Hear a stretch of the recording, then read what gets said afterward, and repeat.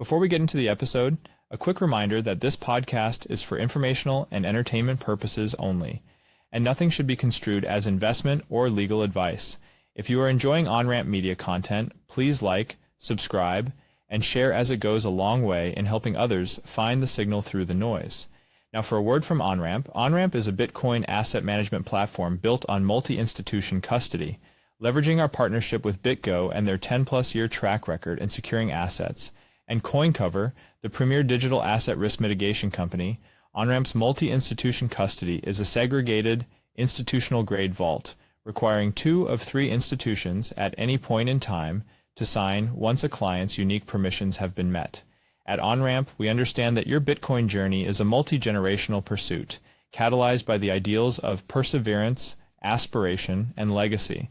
That's why we're proud to introduce Onramp Heritage, a suite of private client services dedicated to ensuring your Bitcoin legacy is preserved and passed on, embodying the true essence of wealth that goes beyond mere numbers. If you would like to learn more, please schedule a consultation. As we prepare for the Bitcoin halving and the next wave of global adoption of this nascent and growing asset class, we are halving all annual maintenance fees for clients that secure their wealth before the next Bitcoin epoch. Let's be clear, Bitcoin is an international asset. We are spending like drunken sailors. Bitcoin is the only economic entity where the supply is unaffected by the demand. If you want to preserve your wealth, you have to convert that currency into an asset that's scarce, desirable, portable, durable, and maintainable.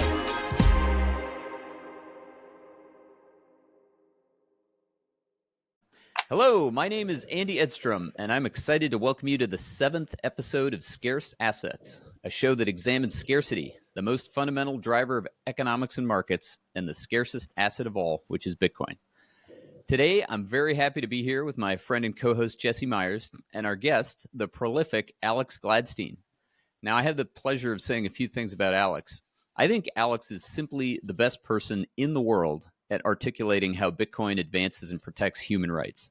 His views have been published by The Atlantic, the BBC, the New York Times, the Wall Street Journal, the Guardian, and lots of other places.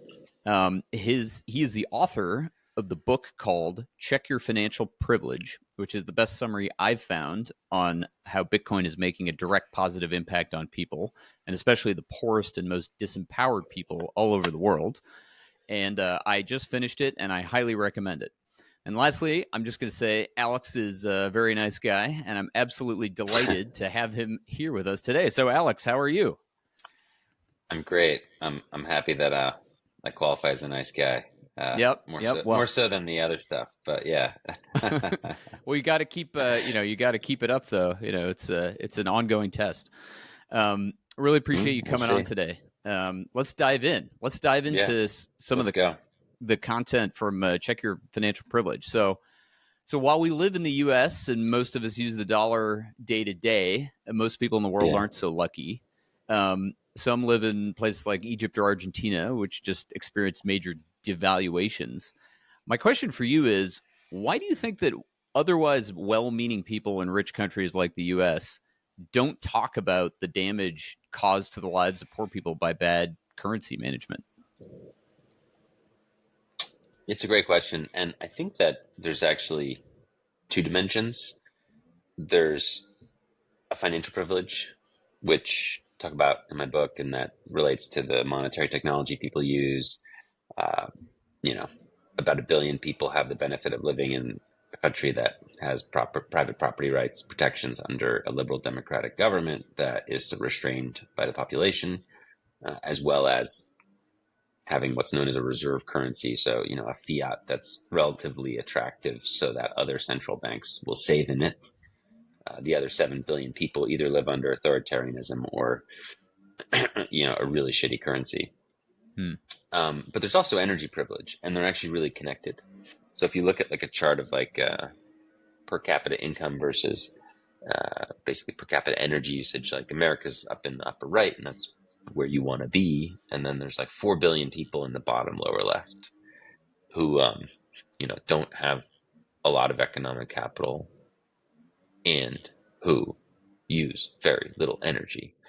And they are, in some way essentially enslaved, to a degree, right? They don't have the full freedom of their time, of their occupation, of their future, and we have a lot more of that freedom, right, in the upper right.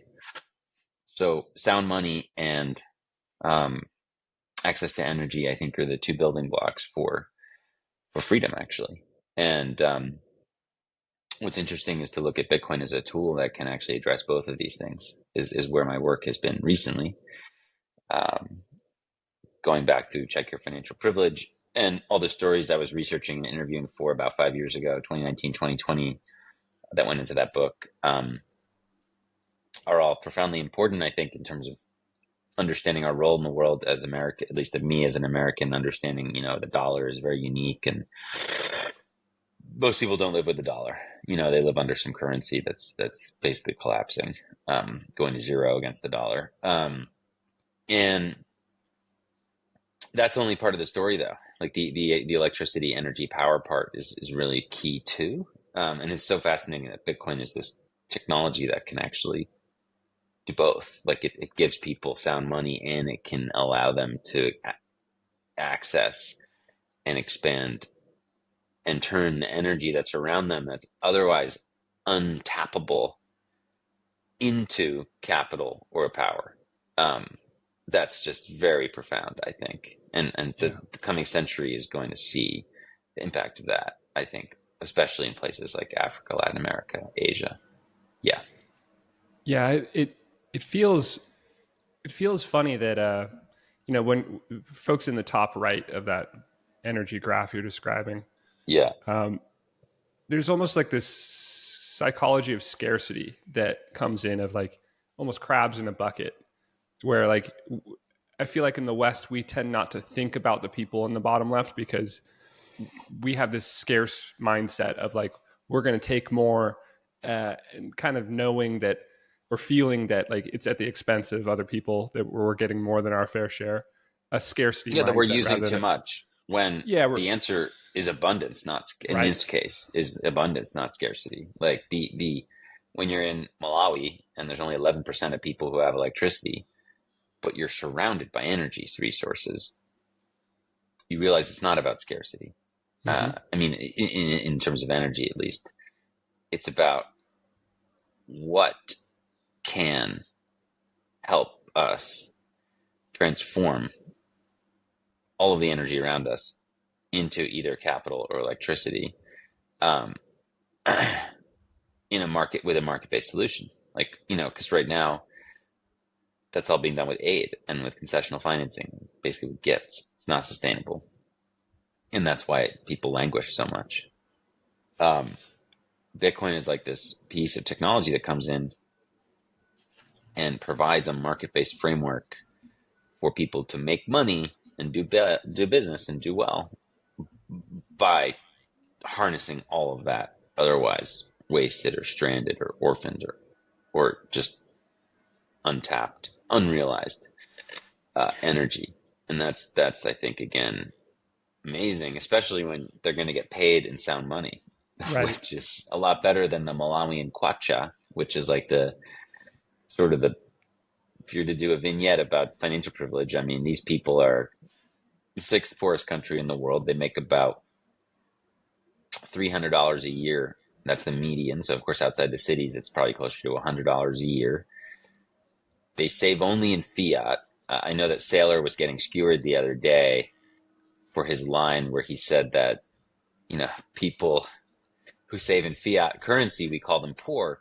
But it was taken out of context of actually a really good point that he was making about rich people don't save in fiat currency. Rich people save in assets, real estate, but poor people do save in fiat currency, and they save in fiat currency in Malawi, right? So all these people, they don't have real estate or stock market or bonds, or they're not investing in companies. I mean, if they're lucky, they're using paper money, or they don't have bank accounts, but if they're lucky, they have cash. Otherwise, it's cows and sheet metal. I mean, that's what people save in. That's what most of the world saves in, cows and sheet metal. So Most people save, if they're lucky, in fiat. And it's not like in the United States where we have pretty strong currency that's accepted around the world and isn't going to lose all its value overnight. Like that's highly unlikely, right? That is exactly what happens in Malawi, right? So not only is it not acceptable anywhere, not convertible anywhere, can't buy anything with it, whether it be the citizens or the state. State cannot print kwacha to buy planes from Boeing or oil from Saudi Arabia or fertilizer from France. No, they have to go get dollars first. And at the micro level, people are like basically trapped into like international commerce. And then they get devalued. So in November, they had a 44% overnight unannounced currency devaluation.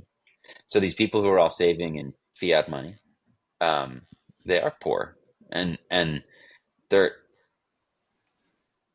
Half the your dictionary value's gone. definition. I mean, we're talking about radically poor here. I mean, again, $300 a year poor, and all of a sudden they're being told, "Oh, by the way, the fruit of your labor is only going to buy 54% as much as it did." 56 as much as it did the other day. That's insane. And I kind of argue that it's a crime against humanity because they weren't consulted. They didn't, no one asked them, and it hurts everybody in the whole country. And that's what financial privilege is. Financial privilege is not even needing to think about that. Financial privilege is not even needing to know about that. Financial privilege is not even being concerned with that at all. Financial privilege is just being comfortable with money and being able to use it around the world relatively easily, and not really having ever to think about a frozen bank account or an overnight devaluation or hyperinflation or a black market price for your currency in your country. And financial privilege is not knowing that the overwhelming majority of the world deals with everything, all of those things every day. So that's really what financial privilege is. Ignorance is bliss in that regard, but yes. I really appreciate you bringing these stories to the fore. That's actually one of my favorite things about your book, Check Your Financial Privilege, is the case studies. So we just went through one. There are several others, and they're all unique and different that you talk about. I, though, would like to go back to your comment about energy, and I'm wondering if there's a case study that is top of mind for you with respect to what's going on with people being able to harness energy, rather than just the pure financial access and devaluation stories. Yeah. Well, ever since I published Check Your Financial Privilege, I wrote another book called Hidden Repression that explores kind of the structure behind financial privilege, and it looks at the dollar hegemonic system and how, whether intentionally or not, we basically created a debt colonialism, and we replaced the old school way of exploiting the world's resources by great powers, which used to be done with violence, pretty much traditional imperialism, and we've replaced that with debt colonialism. And that book describes how that works and the vast implications of that, and how it's totally hidden from most mainstream people. Don't know that poor countries send rich countries trillions of dollars net per year in value.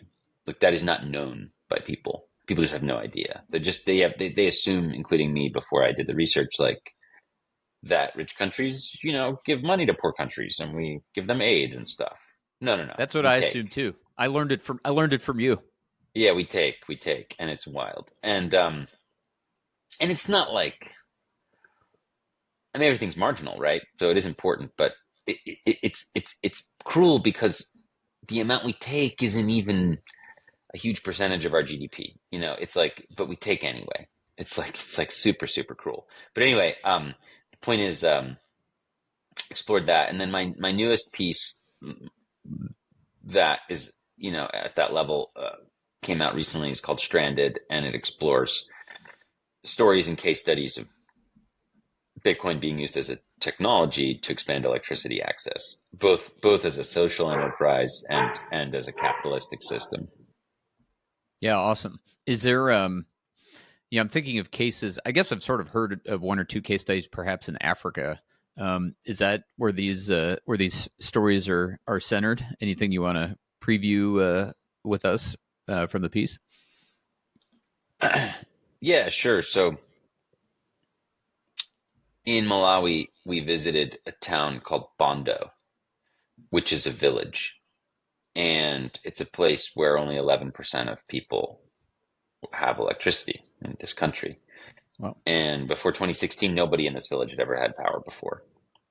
And through the gift of the Scottish government, an 8-year project took place where finally they were able to get some power to people. And a small company was created by a local conservationist called Mega, this is the power company, and it provides the power. So it takes the micro hydro power and it distributes it to villagers. The problem is this concessional financing model doesn't cover OPEX or expansion. So what you have is a situation where, people are kind of stuck. I mean, there's like so many people who have electricity, and then there's no like capital to do more, to hook up more homes or to build more power. They just make enough to scrape by, and barely. I mean, it's not profitable. Like they're paying out of their pocket. The power company to subsidize the energy, so it's not 90 cents per kilowatt hour, so it's more like 20 cents. So it's not 5 times as much as what Americans pay, but like 2 times what Americans pay, and that's all subsidy. So this is no market anything here. This is social enterprise. It's charity basically, and they're running it so that these people can have power. Okay, so then enter Bitcoin mining. So now, ever since about a year and a half ago or whatever, the Bitcoin network is now buying 100% of the power that the hydro station can't sell to the village, which is obviously at night pretty much all its power. During storms, all its power. And you start to realize is that baseload power generation and all power generation, like even wind, which is just sort of baseload sometimes and not others, right? It's like it turns on and off. You don't really control that, right? All these sites waste a tremendous amount of power because, especially in rural areas and places without grids, like which is most of the world, not advanced economies, but out there's no like sophisticated grid. So it's not like the village of Bondo can sell its excess power to someone else. No, there's no one around and there's no grid. So it just goes back. It gets put back into the ground with like a machine. It's literally crazy. So now they don't do that anymore. Now the Bitcoin network, through a company called Gridless, and there's other companies doing this. There's a whole alliance of companies doing this, but they come in, they set up a little hut, they mine, they buy the power that is not used, and they mine Bitcoin with it, and they pay a fee to the power company for the service of doing that, and they make money. Everybody makes money. Everybody does well. Now the power company Mega no longer has to subsidize out of its own pocket. The Bitcoin network subsidizes that power, brings the cost down for everybody, and it's pretty extraordinary.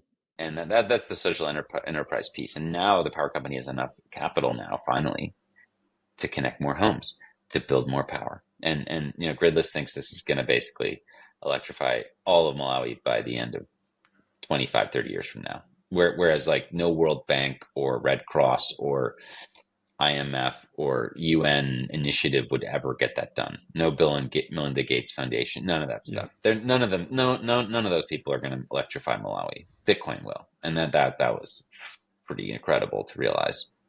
Yeah, I love this topic in particular. What Gridless is doing, because it's amazing that it bootstraps capitalism. It bootstraps infrastructure. It solves half of the two-sided market problem of like, to have energy infrastructure, you need to be creating it, but you also need to have a buyer for it. It's a two-sided problem, and this solves half of that problem and makes it so there's demand. There's always demand for energy. So if you can justify the business case based on the knowledge that there's always going to be demand from Bitcoin for energy, then boom, you have solved the other half. And that's a charity case. So this is like, okay, so Bitcoin can come in and help social enterprise. Now the business case. So then we went to Kenya, and we went to a lake, and we saw what is very dominant in Kenya, which is the use of power to move water. because the country's the world's largest exporter of cut flowers in the world, which was crazy. But basically, if you're in Europe and you're buying flowers, probably came from Kenya. So you've got a lake, and we're sitting on the side of the lake, and there's a water pump, and it's being fed by geothermal baseload power, clean, carbon neutral, green power that is going to be the same for the next 40 years. Every day, it's going to deliver the same amount. Again, no grid, no buyers, middle of nowhere. Whatever the water pump doesn't use gets wasted, and the water pump is not on all the time. It's like variable demand consumer of energy. Okay, so normally first of all, you're like, wow, okay, now I'm starting to understand how much power is wasted in the world. And then on your left, there's a little hut, again, little Starlink on top, bunch of neatly stacked miners inside, and it's the Bitcoin network again. And it's buying all of the power that is otherwise wasted. And the economics are pretty amazing because, whatever, probably cost about $100,000 to buy the miners at the time, $20,000 to set up the shack. So that's your initial upfront for this company that comes in. But the thing's going to make like a quarter $250,000 a year. Okay. So, they have to pay a fee. So think about 30%. So they'll end up making some money in the first year, and then they'll start making a lot of money year 2, 3, 4, 5. And this is just assuming this is looking at a backwards looking 5-year plan that has ranked, that has told them that they're going to make between 7 and 9 cents from the Bitcoin network by selling it energy. It could be more than that, could be less, but that's like that's the middle of the hump here. So this is what it's all based on. And you start to realize this is going to be incredibly profitable, and it's going to be good for the Bitcoin network, because if America starts taxing or electricity gets expensive here, dude, people are going to move there. And what that means is you're moving the hash rate from a centralized controlled area to an area that's off grid. And this is just really, really bullish for Bitcoin. Yeah. So what I find so interesting about all that is taking back to what you were saying, Alex, about charity. This is not charity. What you're laying out right there, that's a strong business case that creates the incentive for the profit incentive for people to develop energy infrastructure in Africa and do what the Economist has been lamenting for the last 25 years. As I've been a subscriber over the past, they love this trope of why is Africa not developing? It's they had something back in 2000 calling it the dark continent. Everybody's scratching their heads. Why is Africa not developing? And here's Bitcoin presenting a bootstrapping mechanism for energy infrastructure through the profit incentive. Yeah, it's crazy. It is really crazy, and I don't think it's anything Satoshi could have possibly foresaw. Yeah. Do you think, Alex? But when you create something that ties together incentives in this way, it creates some unpredictable outcomes. Absolutely does. Do you think, Alex, the narrative around energy usage, let's just say, you could say in the developing world, but also just globally, is the narrative around energy usage and the scarcity mindset and, there's only so much energy to go around? Obviously, Bitcoin is helping, one would assume, to shift that narrative. But do you think it's actually making an impact yet in terms of average mind share and how the average sort of concerned citizen thinks? Starting to. There was a piece last week in The Economist, which is, I think we would agree, mainstream. And it's pretty based. I'll just read you the opening line is pretty wild. It says, Bitcoin mining is like pouring water on an even floor. It will always go to the lowest point. Later on, it says, basically that the worldwide search for cheap power is on. If you don't get cheap power, you won't survive the halving.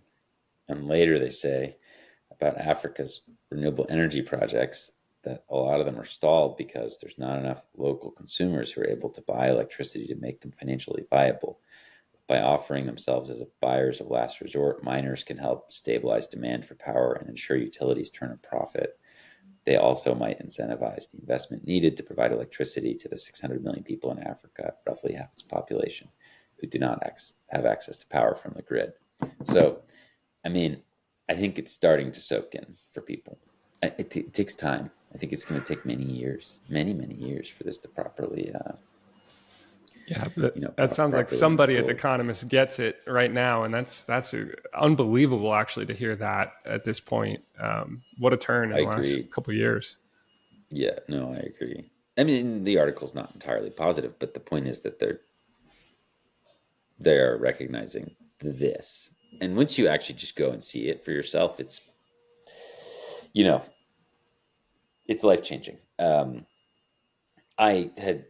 I wrote 3 or 4 years ago about how Bitcoin mining and we can help bootstrap renewable energy in Africa and elsewhere. I mean, that was kind of something I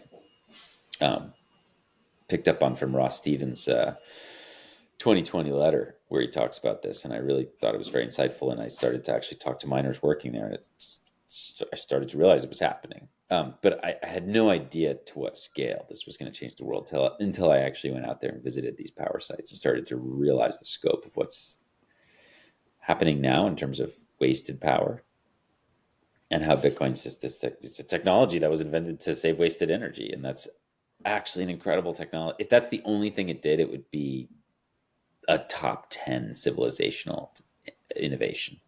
If that's the only thing it did was save wasted energy. But that is not even top 10 of what most people in Bitcoin think it does. Like, I think if you surveyed like people who listen to Bitcoin podcasts or something like that and said, what are the top 10 things that Bitcoin does? I don't think they would actually say that. But I think they will in 10 years. I think this will be more known. And like, look, I'm like freedom, human rights guy, but I've always thought mining and Bitcoin's relationship with energy was equally as interesting, and the impact that it will have on our relationship with energy is equally as profound as the impact it will have on our freedom. And that Bitcoin, the money, is amazing, but not any more important necessarily than Bitcoin, the sort of energy buyer. So that's been underlined recently. So I've started to make these little stickers that say "Not mining Bitcoin wastes energy." I love that. Because like at first you're like, oh, it says mining Bitcoin wastes energy, and then you see the "not," right? And it's like it really flips the mainstream narrative on its head. I mean, it really, literally, they tell you, the government has told us for years, for decade plus, mainstream media has told us that Bitcoin mining is a waste of energy. And it's kind of crazy to realize that the literal opposite is true. The diametrically opposed opposite is true. And yet we continue to like trust these sources of information. And look, you have to be able to sense make, right? Like a lot of what is written in those newspapers is good. It's good information. It's helpful or interesting. But some of it is just complete nonsense. And just because it's written in a reputable organization's paper does not mean it's true. This is sort of the point. That the world could be united around telling you that Bitcoin mining wastes energy for so long when the reality is literally the opposite is pretty wild. Yeah, well, it's partly due to your work and your efforts. I think that the narrative is shifting. I put out a piece, I can't remember if it was 2 or 3 years ago, on the same topic because I recognized that the environmental narrative on Bitcoin was quite bad at that time. And I was thinking to myself, I think this is wrong. I don't think I had 100% confidence or the conviction at that level. I just didn't have the information, but I tried to apply the logic, and it seemed wrong. And it is very, very refreshing to see more people coming to terms with this. And it's not in small part, I would say, due to your efforts, i.e., it's in substantial part. So let's talk about that shifting framework, because I also would have said, you were telling the story of, say, like Roy Maboob, right? And that was really about financial access, I think, and freedom. And now you're proposing, actually the energy thing is every bit as big. Maybe it's even bigger. Is this, do you expect as we learn about this thing that, there'll be even additional concepts and benefits that we don't understand up to this point? I mean, we're 15 years into the existence of this thing. Are we still just scratching the surface, or do you feel like we've finally started to get our arms around the benefits here? Yeah, I think we're just scratching the surface. I mean, when you actually model it out, it's kind of incredible. It's like Bitcoin is this thing that like attacks inefficiencies. It like attacks corruption. It attacks exploitation, and then it like fixes it. It's kind of incredible. But when you look at, for example, the way that the world harvests the resources of poorer countries and brings them to the economic center, and abuses labor and devalues currency and living standards and wages in these other countries so that we can get stuff cheaper. That's really evil in many ways. But no one would ever say it's that, because it's the way we live, you know. And it's so deep seated that it could never be changed until Bitcoin, right? And now Bitcoin steps in, and it's offering one neutral currency for all people. So we can't do that anymore. You can't just be like, oh, we're just gonna like squeeze these people over here and we'll squeeze these people over here. No, we're all making the same money. Like, you know, we're making different amounts of it, but like you can't, it's not like Bitcoin is going to be, you can't just over here in Malawi decide that Bitcoin's going to be worth less rice than tomorrow. No, it's just going to be the same as in anywhere else. And that's crazy. And that's going to do profound things to world trade and international relations. But what's really interesting is that it like it's going to force the people who do the exploiting to tear down the wall themselves. Like they're gonna popularize and adopt Bitcoin unknowingly almost. It's like the sly roundabout way. It's really, really cool. So that's kind of, I think, what we're seeing now is it's going to spread like a freedom virus, and it's going to get into these little nooks and crannies. And it's going to, like, ignorance will make it stronger. Like, okay, so if the U.S. government is ignorant and wants to tax Bitcoin miners because they're morons, and they run bad policy and have high electricity costs because they don't know what they're doing, great, Bitcoin will get stronger. Bitcoin will migrate elsewhere, and it will feed off energy from other places, and it actually will literally evolve from there, meaning it will become less centralized. It'll become more decentralized in doing so. So it's this kind of crazy, insane incentive structure that just, I mean, it changes us. We contribute to it knowingly, but without knowing. Like knowing that we want Bitcoin or we want to earn money, we contribute to it in a short-sighted way, but it is very far-sighted in what it's going to do to the world. So I don't even think we've even begun to scratch the surface. Yeah, it shines sunshine, shines a light where previously there's been darkness. It's this uncompromising capitalism, totally, that is incorruptible, and that comes into contact and conflict with the existing system that is corruptible, totally, and has had hundreds of years of corruption creeping into its corners, and it's the very fabric of how it works. And here comes this thing that is completely uncompromising and is here to take over, not take part. Thanks for tuning in.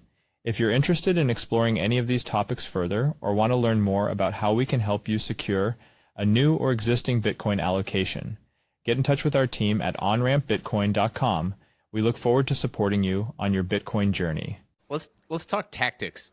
You know, I still get questions from friends, family, clients, and it's, you know, I'm interested in this Bitcoin thing, but I'm concerned about X, right? Or I'm concerned about Y. And sometimes I just say, go read Gladstein. But I'm curious what you find resonates at this point with respect to getting people to at least be a little bit open-minded with respect to the benefits of Bitcoin, you know, other than obviously storing wealth and accumulating wealth. Is it really the case studies that resonate the most? Yeah. I think one of the stories that's most powerful is my friend Roya from Afghanistan, and she was one of the first people who taught me about Bitcoin, and uh, you know, she was using it because she had to. There was no other option. There was no other way to pay women in 2013 in Afghanistan in a safe manner. Um, Cash would get taken by the male relatives. Bank account was not an option. A lot of the fintech was sanctioned, so she paid the people that worked for her software company over there in by the way, which was called Citadel Software, which is kind of funny, but she paid for their services in Bitcoin, and it was quite profound. I mean, they had ups and downs obviously that year, but big ones. But I mean, similarly to going from basically like 10K to 120K back down to 20K. I mean, that's essentially what she went through, like in relative terms, which made it price wise, dollar price of Bitcoin. yeah, which made it hard to become a Bitcoin native company at the time. It's just Bitcoin, I mean, which wasn't ready, wasn't ready yet. But Yeah, what was early. impossible to forget was this idea that this is money that they could control. So she baked it into her philanthropy and charity efforts, and trained all these girls, thousands of girls over all these years, how to use Bitcoin. It's so cool. So, and now that's how you fund education in Afghanistan for women today with Bitcoin. You can't use dollars. It is physically impossible to use a dollar to fund underground education for girls in Afghanistan. Physically, technologically impossible, but you can do it with Bitcoin. So for people who are like, oh, there's no use case or whatever, this is the one. You just explain this to them, and they basically have to start thinking a little differently. Yeah. But there's a million different use cases, but that one I think is particularly important. Yeah. So let's talk lessons for policy there. I mean, at the moment where we sit here in 2024, there are a number of countries that are under U.S. financial sanctions. One of the implications is loss of access to the dollar, and arguably the dollar is, at least the best fiat currency around. Loses less of its value over time. Do you have thoughts, sort of big picture, on sanctions policy? Whether it's U.S. led or otherwise, and what it means basically for the average human on Earth. I mean, are there good sanctions? Are there bad sanctions in terms of the general populace? What are your thoughts?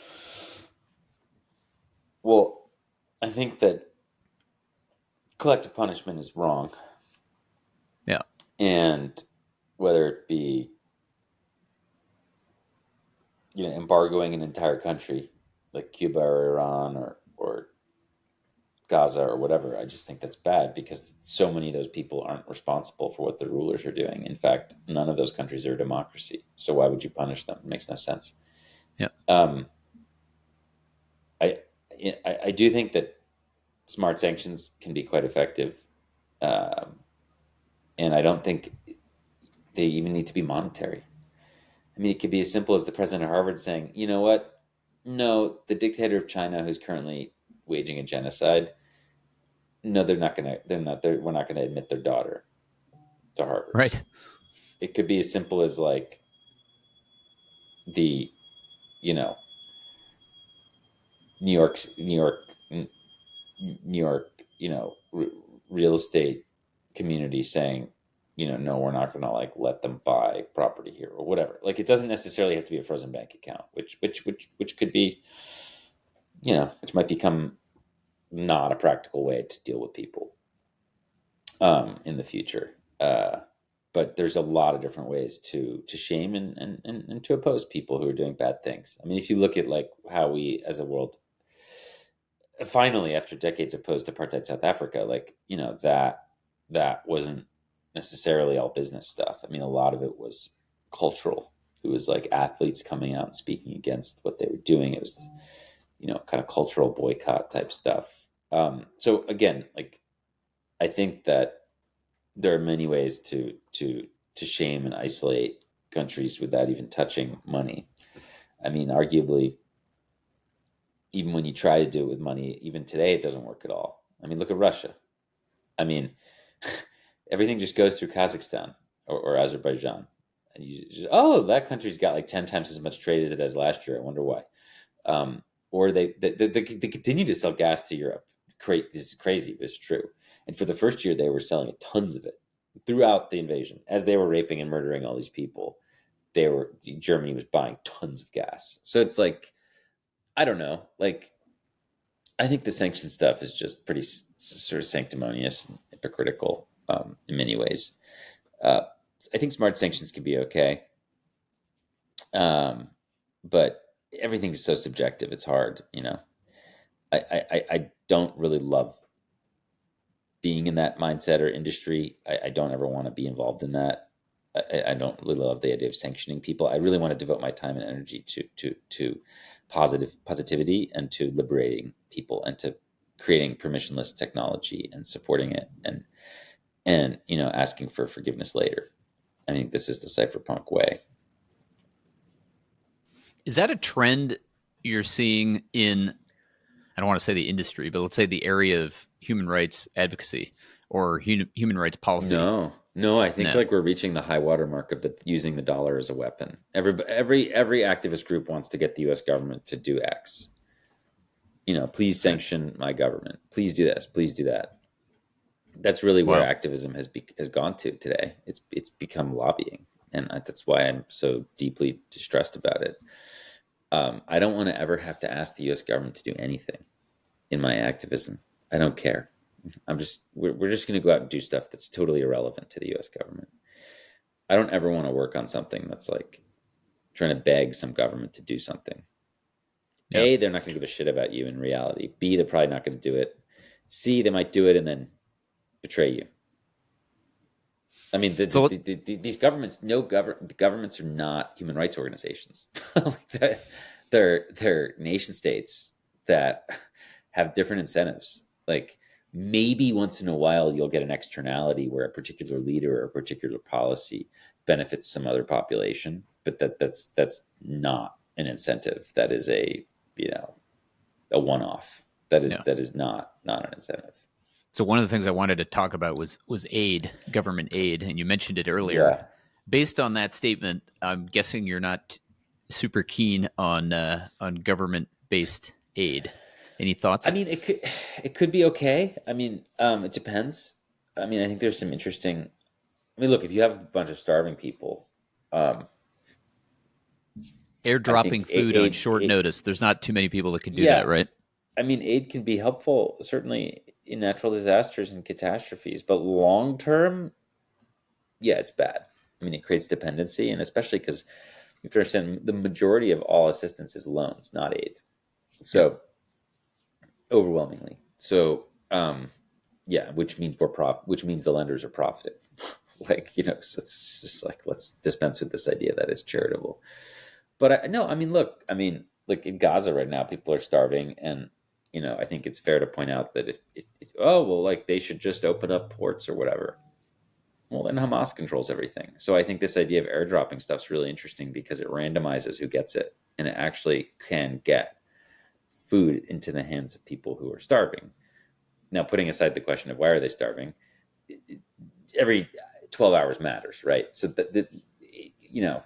given the history of the Middle East, it is unlikely that the issue of why are they starving is going to get figured out in the next 12 hours. That's not going to happen.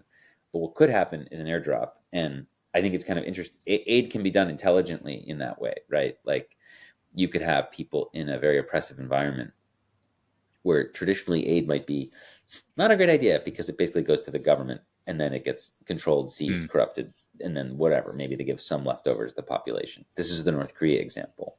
Like, aid groups working with the North Korean government are mostly a sham because they just give the money to the North Korean government. And, you know, you could probably have the same criticisms against aid groups that work with Hamas, right? Or any other authoritarian regime around the world, Chinese government, whatever. It is interesting to think about the choke point, you know, being the existing power structure and therefore randomizing the receipt. Yeah, well, this is the why aid is a benefit. In our North Korea work, we decided to randomize it. So we don't send any official anything. We like float information into North Korea and like let it drop, or we like send it in the black markets. Okay, so this is how you actually reach people. If you send a bunch of USB sticks and computers to the North Korean government, they're not gonna they're not gonna give it to who needs they're not gonna give it to who needs it, right? So, but in general, I mean, aid has been profoundly damaging. I mean, it creates a patronage system. It creates a subservient, a subjugation system. It creates a subservience. It creates a caste type system. It creates a power and a powerless. It creates dependence. I think it can be okay in limited doses. Certainly, charity can be very powerful, but I don't think that it's done a very good job helping people climb out of the colonial legacy of Africa. Let's put it that way. Yep.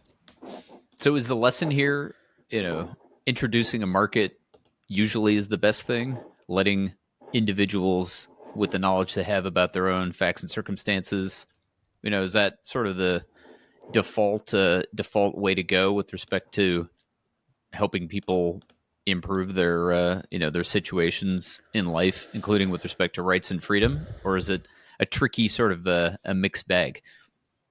Yeah, I don't know. I think it's black. It's not black and white, but the point is, I think that what's really needed if you're going to do charity, well, how about let's go upgrade the monetary technology of all these people who are vulnerable and marginalized. No one ever has said that, ever, because that's not the game they're playing. But guess what? Bitcoin's doing that. Like, Bitcoin is getting into the nooks and crannies of the world, and it's giving people sound money, and it's just remarkable. So cool. Agreed. Yeah, I'll say something. I got it. Of course, I got it in a little bit of trouble in my friend group. I was falling down the Bitcoin rabbit hole, like when I was in my most zealous right around Black Lives Matter, and I'm going deep down the Bitcoin rabbit hole, and Black Lives Matter is happening, and it just struck me as like, it's a shame that Bitcoin for Black America isn't like a major talking point, and how this could really help create a positive uplift for a historically disenfranchised community. And it, even tiptoeing that out there among my friends was controversial and, politically incorrect and unpalatable to them. And it was just frustrating, and an exercise in frustration that, like, here's this thing that can actually help and does actually help because of capitalism at the end of the day. Like, this has capitalism behind it. Yeah. I mean, look, I think there's a fine line. I think open source Bitcoin education is the way to focus. Let people tweak, let people modify, support them if they want. Having just watched Dune in the theater, you don't necessarily want to be the Lisan al-Gaib or whatever. You don't want to be the voice from the outer world. It doesn't end well usually, as that story TLDR is that the savior turns into a crazy jihadist, right?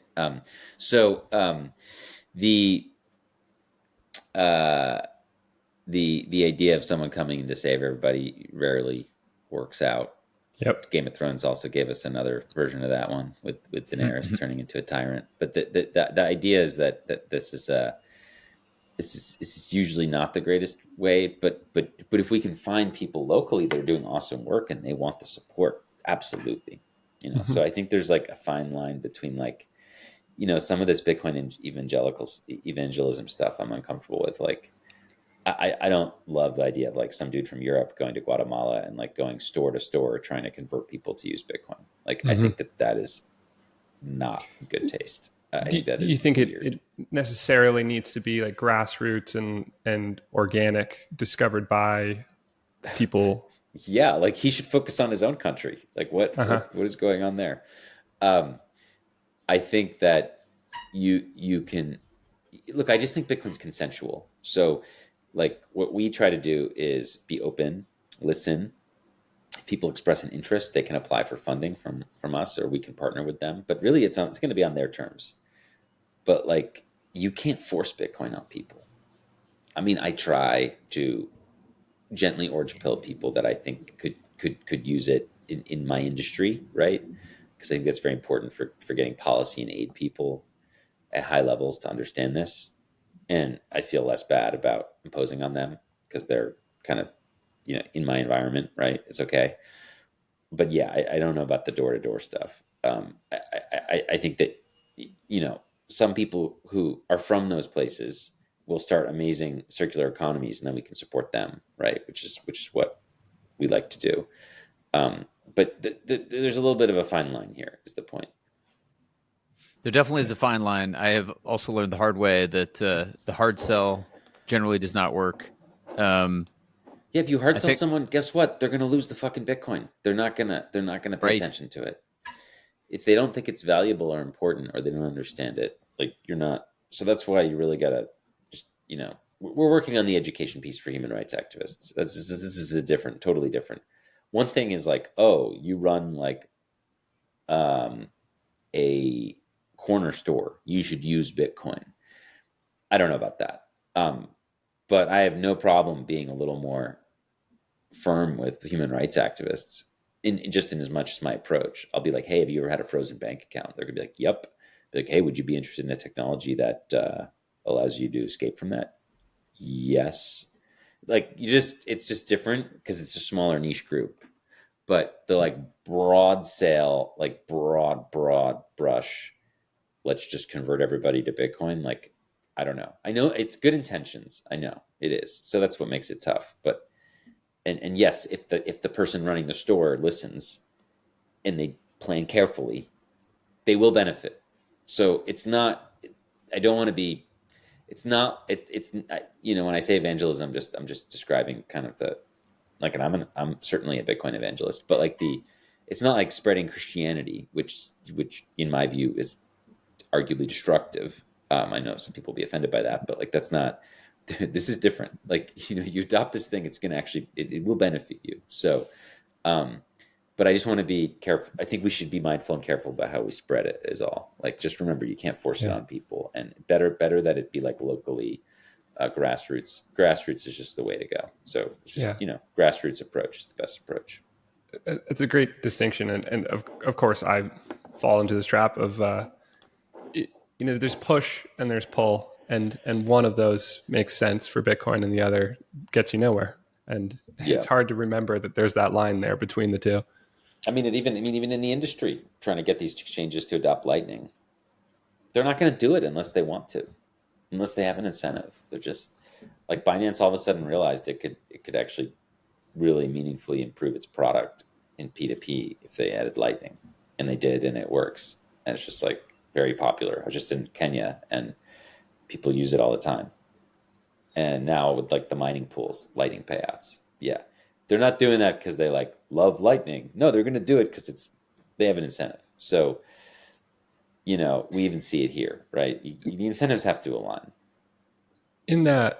So when I was in business school a decade ago, M-Pesa was one of the big like case studies of, what was going on in Kenya with cell phone technology, allowing them to kind of leapfrog ahead in terms of development. Do you feel like that narrative is coming for Bitcoin and banking in Kenya and other places? Where are the B school cases on what Bitcoin banking can do for everyone? Yeah, I mean, look, it is a superior monetary technology to the US dollar, period. So the sooner you learn about it and grok it and understand it and learn how to integrate it, the better you'll be. For a lot of people listening, you're probably somewhat privileged like me, and you have a pretty solid fiat income stream, and you can choose to convert some of that to Bitcoin for future generations. I mean, that's like the middle class, upper class position on this, which is obviously a huge privilege to be able to do that. You can also, regardless of how much income you have, you can earn Bitcoin, which is awesome. and way better than buying Bitcoin in many ways, meaningfully better.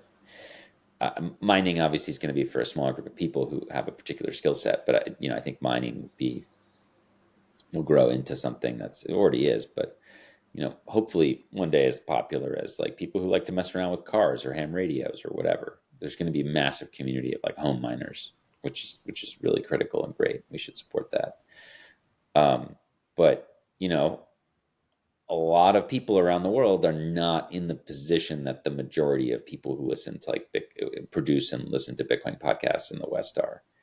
They don't have like a steady fiat stream of high quality fiat that they can just decide to, I'll just save some Bitcoin.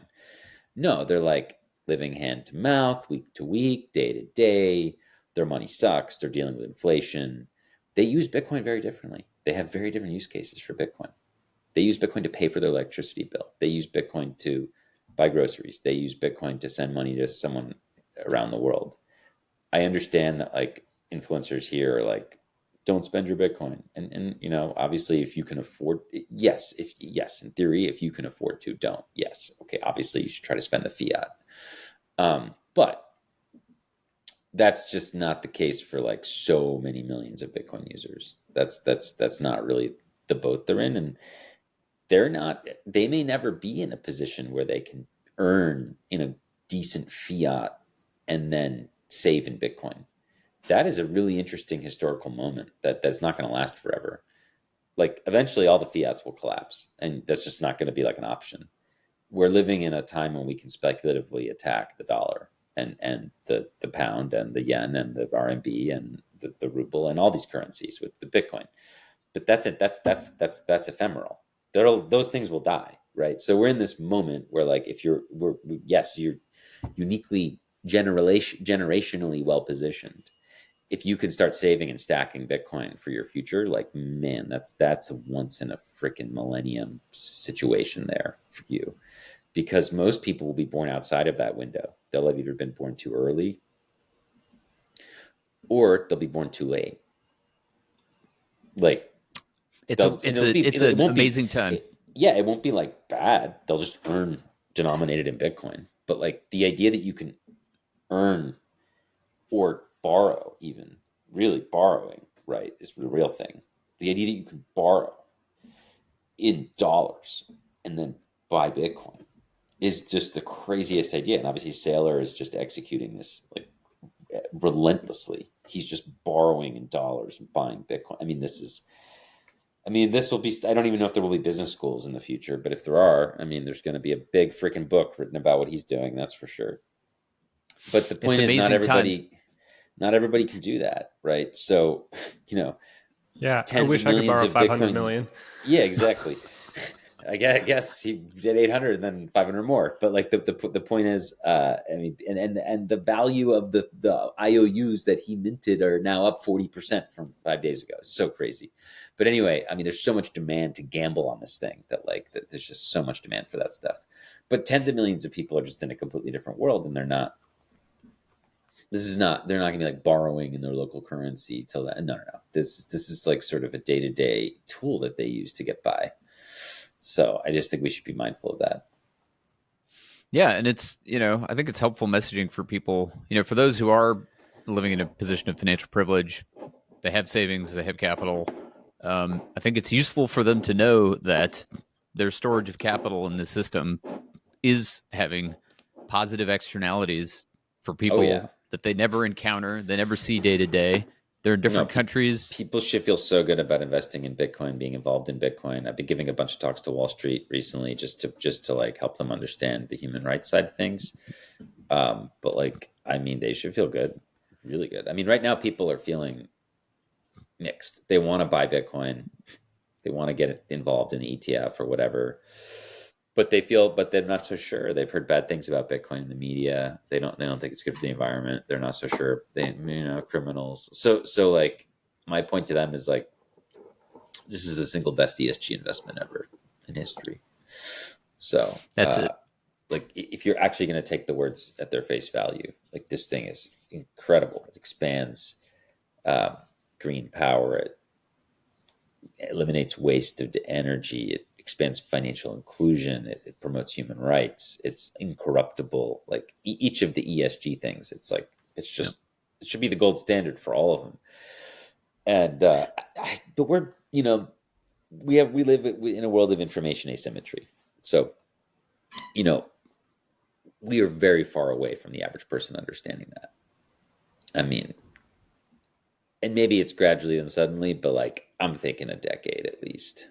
So I think we're still early. I mean, I think that's actually the mark of, is it still early, Bitcoin adoption? Well, you know what? If the average person on the street in Berlin or Tokyo or Kinshasa or Sao Paulo, and you ask them about Bitcoin and the impact on the world, and if they're not so sure, if they don't know what Bitcoin is, or they've heard bad things about it, or they don't quite understand it, then we're still early.